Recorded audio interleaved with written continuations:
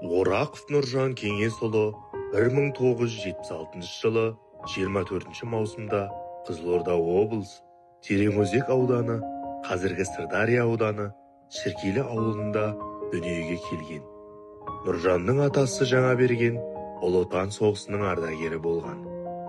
Әкесі Кеңес пен анасы Баршагүлдің 4-ші перзенті. 1983-1993 жылдары Шіркейлі ауылындағы 129-шы Қызылту атындағы орта мектепте оқып білім алады. 2004 жылдан бастап ақындық қырынан танылып, өлең жаза бастайды. Орақовтар баспасынан Шабыт қанатында атты тұңғыш өлеңдер жинағы басылып шығады. Нұржанды көбісі ақын деп танығасын, ақындардың өмірбаянынша таныстырып жатқанымыз ғой.